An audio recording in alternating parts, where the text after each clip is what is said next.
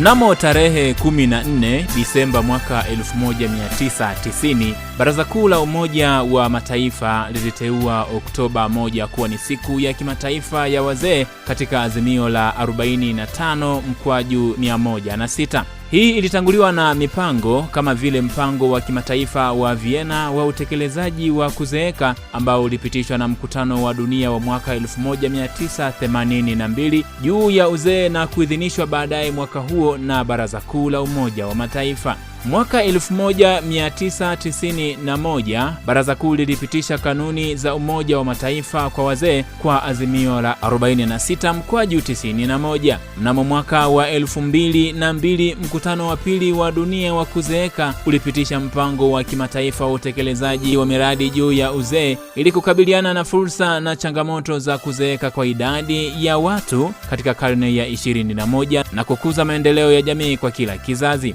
Idadi ya wazee wanaofafanuliwa kuwa ni wenye umri wa miaka 65 au zaidi iliongezeka mara 3 kutokana na karibu milioni 260 mnamo mwaka 1980 hadi milioni 761 mwaka 2021. Kati ya mwaka 2021 na mwaka 2050, sehemu ya kimataifa ya watu wazee inakadiriwa kuongezeka kutoka chini ya 10% hadi karibu na 17%. Ukuaji wa haraka wa idadi ya watu wanaofikia uzee ni msisitizo muhimu wa kukuza afya, kuzuia na kutibu magonjwa kipindi chote cha maisha.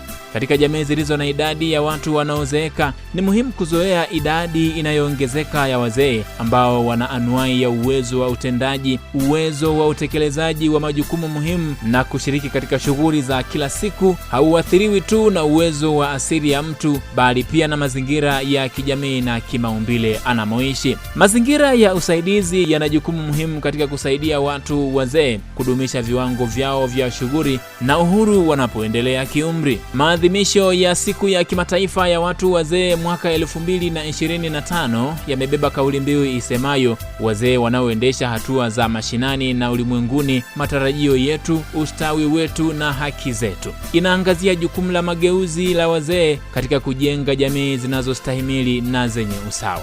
Badala ya kuwa wanufaika tu, wazee ni vichochezi vya maendeleo, wakichangia ujuzi na uzoefu wao katika maeneo kama vile usawa wa afya, ustawi wa kifedha, ustahimilivu wa jamii na utetezi wa haki za binadamu. Azimio la kisiasa na mpango wa kimataifa wa utekelezaji wa miradi kuhusu uzee iliyopitishwa mwaka 2002 yanasalia kuwa misingi ya sera za kimataifa ya uzee, kukuza jamii kwa vizazi vyote kupitia hatua ya juu ya maendeleo, afya na mazingira ya kusaidia. Kauli mbiu ya mwaka inaakisi hizi moja kwa moja kwa kutambua wazee kama vichochezi vya maendeleo katika ngazi za ndani na kimataifa. Pia kasi imeimarishwa na maendeleo ya hivi karibuni ya kimataifa. Mnamo mwaka 2025 Baraza la Haki za Binadamu liliendeleza ajenda hii kwa kupitisha azimio la 58/13 lililoungwa mkono na nchi wanachama 81 kuanzisha kikundi kisicho na mwisho chenye jukumu la kuandaa hati inayofunga sheria ili kukuza na kulinda haki za binadamu za wazee. Hatua hii muhimu inaonyesha kukua kwa utambuzi wa wazee kama wenye haki na wafanya mabadiliko. Mabadiliko ya idadi ya watu hufanya hatua kuwa dharura zaidi kuliko hapo awali. Wazee ni sehemu ya jamii inayokuwa kwa kasi, hasa nchi zinazoendelea. Sera zinazowezesha wazee kuhakikisha upatikanaji sawa wa huduma ya afya na ulinzi wa jamii na kuondoa ubaguzi ni muhimu kwa maendeleo endelevu katika ulimwengu wa uzee. Kwa kukuza sauti za wazee na kutambua michango yao, siku ya kimataifa ya mwaka 2025 hutumika kama jukwaa la wazee kutoa matakwa yao, kutetea haki zao na kutoa wito kwa sera zinazohakikisha utu na ustawi wao. Shirika la Afya Duniani WHO limetaja changamoto kubwa 3 zinazowakabili wazee, ikiwamo huduma duni za afya, ukatili na uhakika wa kipato. Wakati wazee wakikabiliwa na changamoto hizo, 93% ya wazee wenye zaidi ya umri wa miaka 60 hawamo katika mfumo wa hifadhi ya jamii.